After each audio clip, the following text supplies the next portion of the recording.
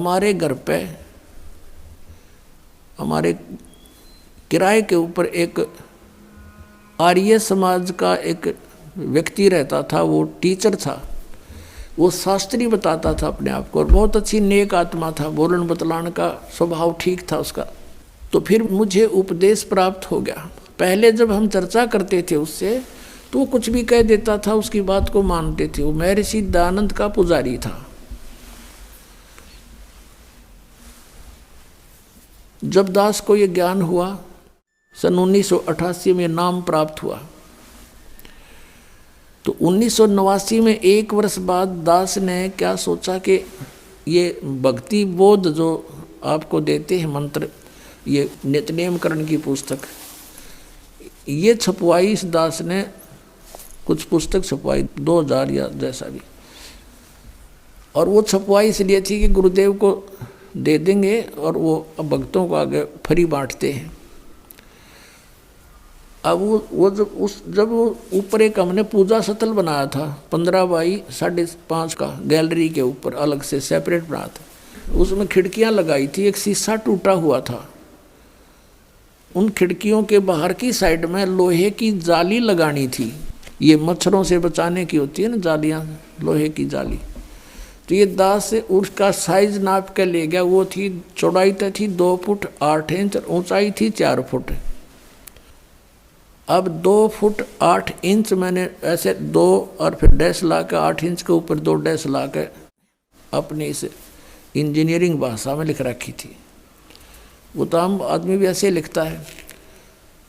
तो वो जा कर के मैंने एक लोहे वाले दुकानदार से दे दी कि भाई ये जाली तैयार कर दे इस साइज की। मैं कुछ और सामान ले आता हूँ, स्कूटर ले रखा था मैंने, छोटा 2 व्हीलर मोटरसाइकिल टाइप। मैं सामान आगे से कुछ और लेकर आया तो उन्होंने उसके नौकर ने वो जाली काट के पैक करके रखी। उसकी पेमेंट करके दास चल पड़ा। घर पे आया, बड़ा लड़का छोटी उम्र का था, 13-14 वर्ष का होगा, और एक और किराएदार रहता था वहीं पर, बिहार साइड का था वो। उनसे कहा कि भाई तुम दोनों जने ऐसे करो, ये जाली लगा दो। उसमें सिर्फ लगा के कील ठोकनी थी और कुछ नहीं करना था। तो वो दोनों लगाने लगे, वो जाली लगाने लगे तो वो चौड़ाई में छोटी थी 8 इंच, उसके काटने में फर्क रह गया। धोखे से 2 फुट 8 इंच की बजाय 2 फुट काट दी और ऊंचाई से ही काट दी। उन्होंने मुझे बताया, लड़के ने फिर उसने दोनों ने कहा जी ये जाली तो छोटी है। मैं भी छोटी कैसे हो सकती है, मैं नाप के देख रहा हूँ नाप। मेरे सामने उन लगा के दिखाई 8 इंच छोटी। फिर मैंने ऐसे करके देखा, मैं कदे दूसरी तरफ चला दी, वो यूँ तो फिर और ज़्यादा अंतर था। दूसरी फिर देखा, दूसरी भी ऐसी। अब वहाँ जहाँ मकान बना रखा था शहर, वहाँ से काफ़ी दूर था, 3-4 किलोमीटर की दूरी पर। मैंने सोचा फिर देखेंगे, अब समय नहीं है। सुबह उठकर जल्दी अपनी ड्यूटी पर चला गया। उन्होंने पीछे से उठा कर वह स्टोर में फेंक दी, उनकी माँ ने जाली। अब फिर ऐसे ही फिर कुछ दिनों के बाद क्या किया, पुस्तक छपवाई भक्ति बोध, और वो ऊपर रख दी उस पूजा स्थल में, तख्त के ऊपर। कुछ दिन के बाद क्या देखा कि शीशा फूटा हुआ था खिड़की एक साइड का, उसमें से चूहे घुस के उनको काटना शुरू कर रखा।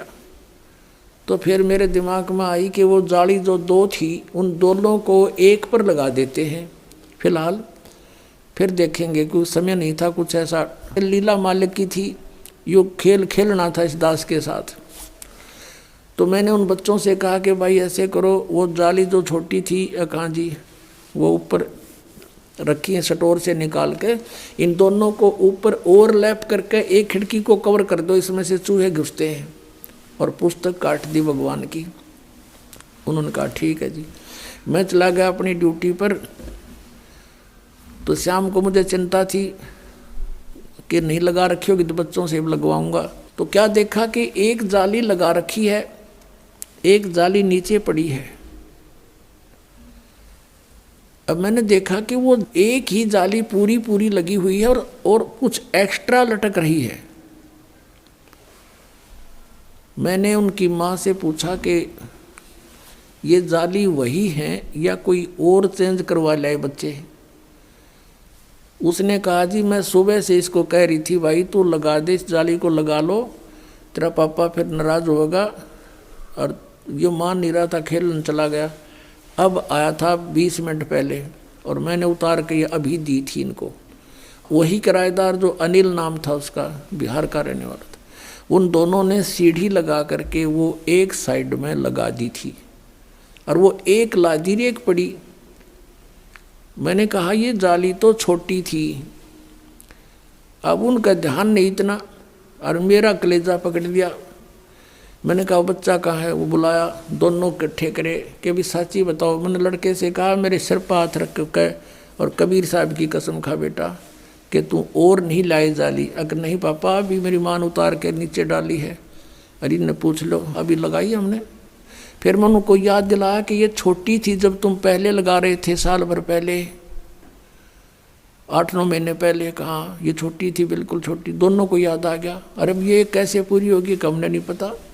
एक ये पड़ी, उनको जंग लगा हुआ थोड़ा थोड़ा, एक रेनी सीजन ऊपर का उतर गया था उसका, वर्षा का मौसम भी ऊपर का उतर चुका था। पुण्यात्माओं वो दिन है राज, ये दृढ़ हो गया इस दास को कि परमात्मा जो चाहे सो कर सकता है। हमने सुना था द्रौपदी का चीर बढ़ा दिया, परमात्मा ने दास की लोहे की जाली बढ़ा दी।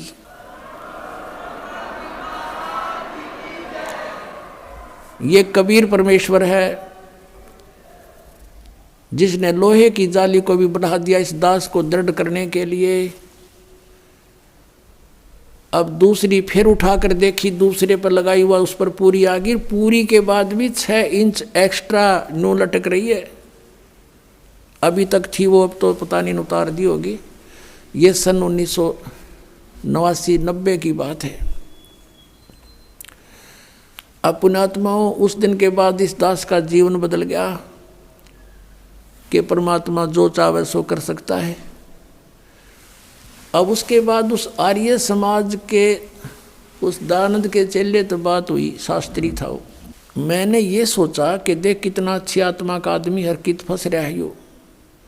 उससे जब चर्चा होती थी पहले कि द्रौपदी का चीर बढ़ा दिया, हम तो भगवान कृष्ण ने मानना थे, श्री कृष्ण ने बढ़ा दिया, तो वो कहा करता कि ये सब बकवाद हैं, ये कभी हो सकता है? अब बढ़ा के दिखाओ कोई मुझे। वो तो वैसे श्री कृष्ण तगड़े थे, सूरवीर थे, जाकर धमका दिया होगा, खबरदार छोड़ दो इस लड़की ने, चीर बढ़ा करें कदे, तो हम ये भी मान लेते चल ऐसा हो गया होगा पहले। और जिस दिन से ये मालिक ने यह दया बख्शी, हम कैसे माने उस मूर्ख की इस बात को? तो फिर मैंने ये सोचा कि इसको समझाऊं अच्छी आत्मा का, शायद ये बात मान ले। क्योंकि पहले वो हर तरह एक बिल्कुल अच्छा आदमी लग गया था, बोलन में, बतलान में, विनम्र भाव में, और अच्छी सुलझी हुई बात किया करता था। मैंने सोचा कि इसका कल्याण हो जा, बता दूं। मैंने उसको प्रार्थना की, अपने वहाँ बुलाया, अलग बैठक थी, और उसे चर्चा की, क्या आप मानते हो कि द्रौपदी का चीर बढ़ा दिया था भगवान ने? बोला नहीं, ये कैसी बातें करते हो आप, ये हो ही नहीं सकता। मैंने कहा जी देखो, वो तो चलो पुरानी बात होली, हुआ या ना हुआ, लेकिन मेरे सामने हो गया, ये मेरी लोहे की जाली बढ़ गई और 8 और 6 14 इंच बढ़ गई है लोहे की जाली। ने बोला मैं नहीं मानता। मैंने उनकी बच्चों की माँ बुला ली, वो दोनों बच्चे बुला लिए कि बताओ भाई कैसे हुआ। उन्होंने सारी बता दी, सच्चाई ऐसे हुआ। ने बोला मैं नहीं मानता, अब करके दिखाओ। अब बता भाई, कौन समझाओ सनाडी ने? मैं चुप हो गया। मैं तो जमा, और लाल आँख होगी कुत्ती, कहते इतना शरीफ दिखे था, और कुत्ती बहुत ज़्यादा यानी क्रोधित सा हो गया। हमने सोचा भाई क्यों ये लड़ पड़ेगा, चुप हो गया मैं नहीं बोला। फिर मैं इस बुद्धू ने भी क्या बताऊँ, हम 4-5 जने गवाही दे रहे हैं, यो एक उस अज्ञानी महर्षि की बात पढ़ा बैठा है। उसने ये देखा कि भाई ये कुछ महसूस कर गया, बोला नहीं। मैं बोला नहीं, फिर क्या बोलूँ, पसूत है।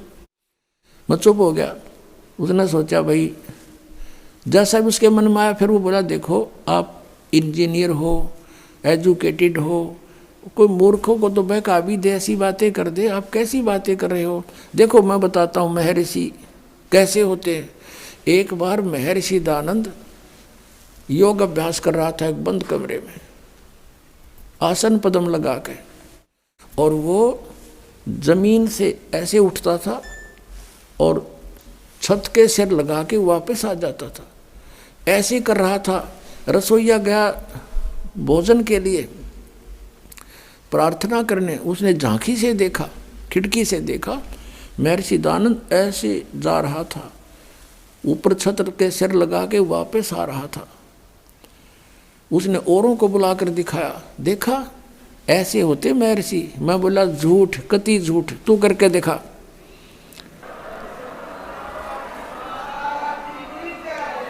मैं बोला अब करके दिखा। ओडे का मुंह हो गया, नहीं हो गया, तू घना सियाना बना दिया कबीर पंथिया ने। वो पहले वाला रामपाल ना रहा, मैं पहले वाला ना रहा, मैं तारे मूर्खा ही सारी बात मान्या करता। मेरी आंखों के साथ भी तेरी, तू अब भी उसी घिसी पिटी बातों को बोल रहा है। तो पुण्यात्मा, परमात्मा के मार्ग में अविश्वास नहीं होना चाहिए।